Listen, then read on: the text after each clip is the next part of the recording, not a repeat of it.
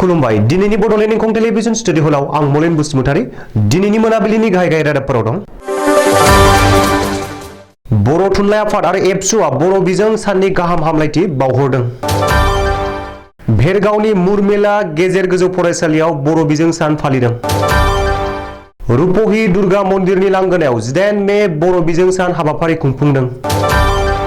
22 नं खख्लाबारि बियाबनि बायदि थावनिफोराव एमसिएलए पबित्र बर'आ दावबायफैदों। गिबि दैबानायाव रायजोनि मोन 26 जिल्लानि 4 लाखनिबो बांसिन सुबुंफोरा हालाय हाफाय।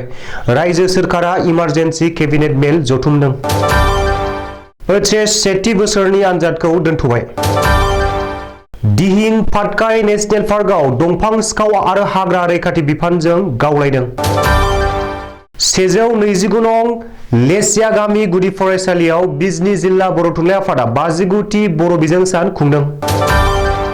सिमेन्ट सापरियाव BKWSCआ बर' बिजों सान खुंदों। धेमाजियाव गंसे फरायसालिया अखा हाब्लानो बन्द थानांगौ। दानिया फैदो आबुं रादाबाव।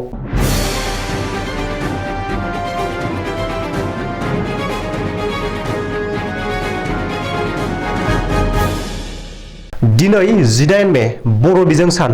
बर' माहारिया दिनै आसाम नाङै बर' बिजों सान फालिदों।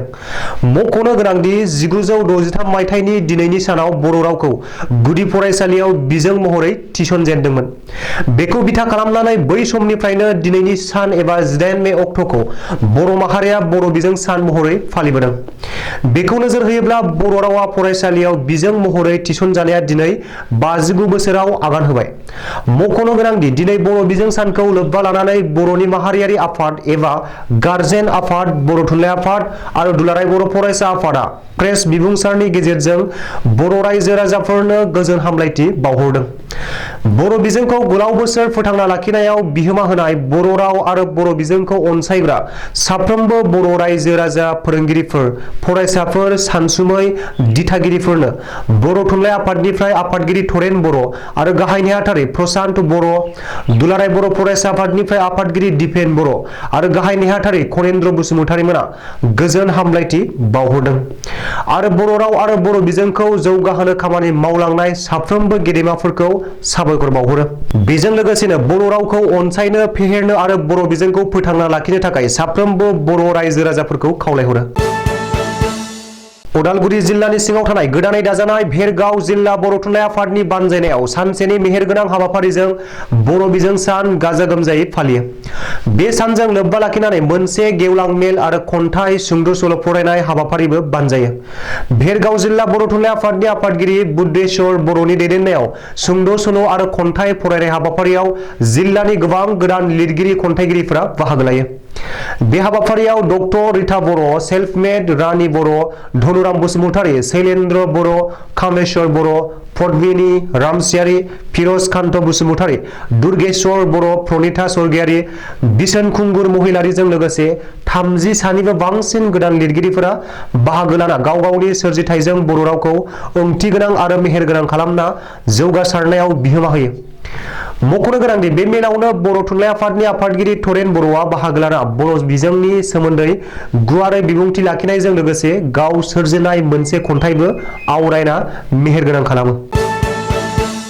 बाक्सा जिल्लानि सालबारि महकुमानि बेन्दोङाव थानाय रुपहि दुर्गा मन्दिरनि लांगोनायाव सालबारि जिल्ला बर' थुनलाइ आफाद आरो रुपहि गुदि बर' थुनलाइ आफादनि बानजायनायाव 18 मे बर' बिजों सानखौ दिनै सानसेनि हाबाफारिजों मेहेरगोनाङै खुंफुंनाय जायो।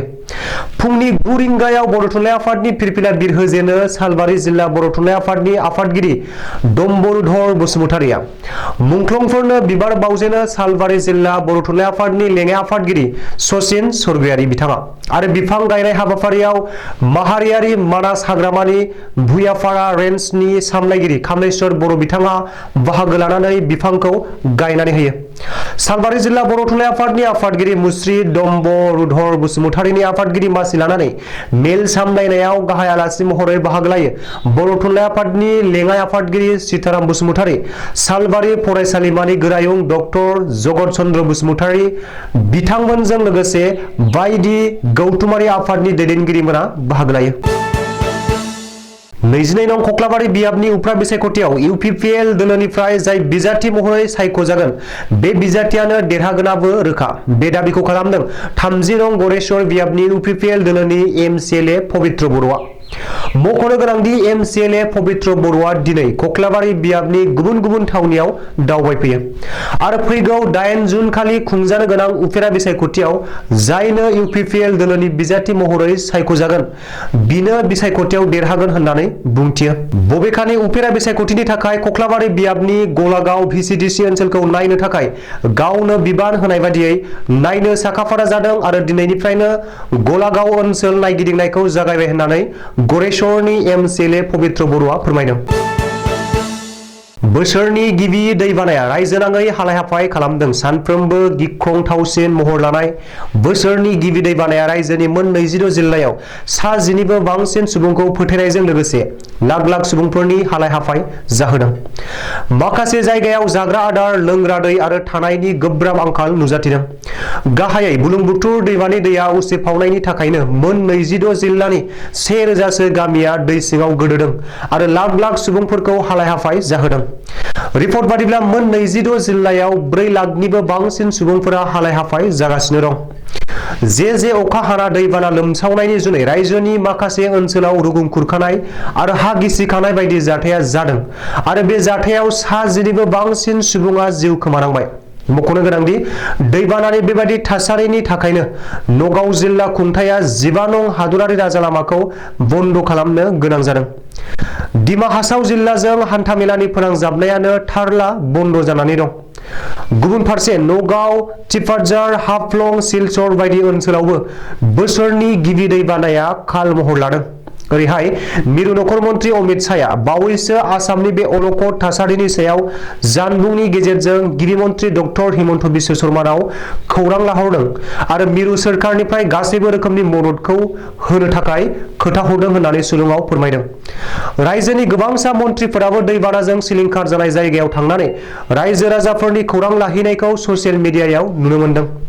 मख'नो गोनांदि आथिखालाव थासारिनि बागै सावरायनो आरो मिथिंगायारि अलखदजों जुजिनायनि राहा लानो थाखाय दिनै बेलासे 4 रिंगायाव रायजो सोरखारा इमारजेन्सि केबिनेट मेल जथुमदों। ओइचएस सेथि बोसोरनि आनजादखौ दोनथ'बाय। 18 मे एबा दिनैनिफ्राय 21 मेसिम खुंनो गोनां ओइचएस सेथि बोसोरनि आनजादखौ केन्सेल खालामबाय।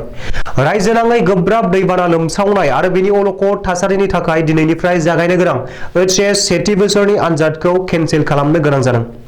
मख'नो गोनांदि ओइचएस सेथि बोसोरनि आनजाद केन्सेल खालामनायनि बागै आसाम हायार सेकेन्डारि एजुकेशन काउन्सिलआ गांसे नटिफिकेशन जारि खालामनानै फोसावदों। गोदान नटिफिकेशन फोसावजासिम ओइचएस सेथि बोसोरनि आनजादा जानाय नंला। गुबुन फारसे दिमा हासाव जिल्लायाव आथिखालाव दैबाना आरो हा गिसिखानानै सोमजिनाय अलखद थासारिखौ नोजोर होनानै 18 मे एबा दिनैनिफ्राय 1 जुन अक्ट'नि गेजेराव खुंजानो गोनां गासैबो आनजादफोरखौनो केन्सेल खालामबाय एबा दोनथ'बाय होननानै मिथिनो हादों। दिहिं पाटकाई नेशनेल पार्कआव हाग्रा रैखाथि बिफान आरो दंफां सिखावनि गेजेराव मोगा-मोगि गावलायलायदों। थांनाय हराव जादों बे मोगा-मोगि गावलायनाय जाथाया। सुलुङाव फोरमायथिनाय बादिब्ला थांनाय हराव हाग्रा ओनसोलनि साखाथियावनो सिखावफोरा दंफां हाखावग्रा मेसिनजों दंफां हाखावफुबाय थानाय समावनो हाग्रा रैखाथि बिफाननि जवानफोरा मोगा-मोगि जाहैयो आरो गावलायनाय जायो। नाथाय हरनि खाबु लाना दंफां सिखावफोरा जाथायसालिनिफ्राय खारखुमा लांनो हायो। बबेखानि हाग्रा रैखाथि बिफाना जाथायसालिनिफ्राय गंसे दंफां हाखावग्रा मेसिन आरो माखासे मुवा बेसादफोरखौ बोखांनो हायो। नाथाय जखम जानाय एबा जिउ गोमानायनि बागै दासिमबो जेबो गुमुर मोनाखै। मख'नो गोनांदि सोलिफु बोसोरनि गेजेराव दिहिं पाटकाई नेशनेल पार्कआव हाग्रा रैखाथि बिफानजों मोगा-मोगि गावलायनाय नैथि जाथाय। चिरां जिल्लानि बिजनीआव बिजनी गुदि थुनलाइ आफादनि बानजायनायाव सानसेनि मेहेरगोनां हाबाफारिजों 129 नं लेसिया गामि गुदि फरायसालियाव बिजनी जिल्ला बर' थुनलाइ आफादा सानसेनि मेहेरगोनां हाबाफारिजों 18 मे बुधबार खालि 59थि बर' बिजों सान खुंदों। बे हाबाफारियाव गिबि फुंनि 8:30 बिजनी जिल्ला बर' थुनलाइ आफादनि गागि आफादगिरि गोगोम ब्रह्म कसारिया आफादनि फिरफिलाखौ बिरहोयो आरो गावनि मेहेरगोनां बिबुंथिखौ होलाङो। बेनि उनाव नैथि हाबाफारि बादियै लेङाइ आफादगिरि समिरन बसुमतारिनि दैदेननायाव मुंख्लं मोननो आलारि बाथि सावजेननानै बिबार बावनाय हाबाफारिखौ जाफुंहोयो। बेनि उनाव थामथि हाबाफारि बादियै फुंनि 10:30 बर' बिजों सानखौ सोनारनानै मोनसे सावरायमेल खुंनाय जायो। गागि आफादगिरि डक्टर गोग्गोम ब्रह्म कछारीनि मासि दैदेननायाव बे सावरायमेलखौ बेखेवगिरि महरै बिजनी बान्धब गोजौसिन फरायसालिनि गोरायुं मणिकान्त बसुमतारिया गावनि बेसेन गोसा बिबुंथिजों सावरायमेलखौ बेखेवनानै होयो। सेथि सावरायमा फारियाव बिजनी जिल्ला बर' थुनलाइ आफादनि बारग' आफादगिरि मनेश्वर बसुमतारिया बर' थिसननायनि जारिमिन आयदायाव सावरायो। बसुमतारिया फोरमायलांदों दि 1952 मायथाइनि 16 नबेम्बराव बर' थुनलाइ आफादनि जोनोम जाजेनदोंमोन। बै समनिफ्रायनो बर' बिजों थिसननायनि जारिमिना सोलिजेनदोंमोन आरो थांखिया आजाव जाजेनदोंमोन। नाथाय अब्लाबो गुबैयै बै समनि आसामनि केबिनेट मन्त्रि रुपनाथ ब्रह्मनि सानसेयारि एक्सपार्ट कमिटिनि रिपर्ट बादियै 1963 मायथाइनि 18 मे खालि आसाम सोरखारनि गनायथिजों जागायजेननाय जादोंमोन। बे गोथार बुब्लिखौ बै समनि गिबि मन्त्रि बिमला प्रसाद सलिहाया क'क्राझारनि प्रगति भवनाव बेखेवजेननानै होदोंमोन। बेनि उनाव नैथि सावराय हाबाफारि बादियै सेरफांगुरि जनता कलेजनि एस'सियेट प्रफेसार आदाराम बसुमतारिया सावराय मेलनि फुंखा सुबुं महरै बर' बिजों सान आरो बर' बिजोंनि इयुन बे आयदाखौ लानानै मोनसे मेहेरगोनां सावराय बिबुंथि होलाङो।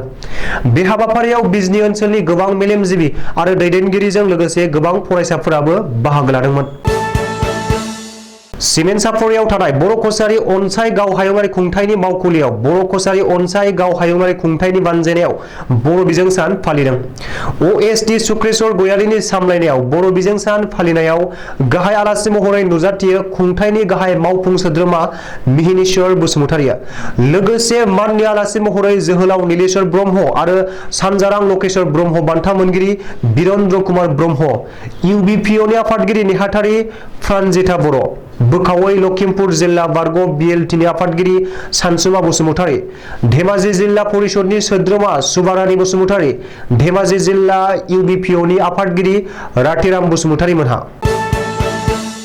गंसे फरायसालिया अखा हाब्लानो बन्द थानांगौ। धेमाजि जिल्ला जनाय महकुमानि सिङाव थानाय मुरखं सेलेक्ट सोलोंथाइ बेंखननि गंसे फरायसालि बर कृष्णनपुर गुदि फरायसालिनि फरायसाफोरखौ फोरोंग्रा थाखो खथा आरो सानजौफुनि ओंखाम संग्रा इसिं न'नि गोजौनि थिंआ बोरायना गिदिर गिदिर गब्लं जानानै अखा हाब्लानो गब्लंजों अखा हादैया हाबनानै फरायसाफोरखौ थाखो खथायाव क्लास खालामनो हाया, ओरैनो फरायसालिखौ बन्द लाखिना दोननांगौ जायो होननानै फोरोंगिरि आरो ओनसोलनि रायजो राजाफोरा खौरांगिरिनि सिगाङाव फोरमायदों।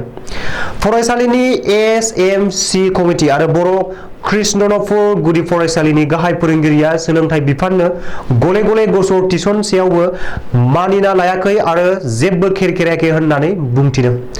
ओनसोलनि रायजो राजाफोरा बुंथिनाय बादिब्ला गाज्रि थासारियाव गोग्लैसोना थानाय गुदि फरायसालिया सोलोंथाइ बिफाननि मन्त्रि डक्टर रनुज पेगुनि जिल्लानि सिङावनो थानाय गंसे फरायसालि।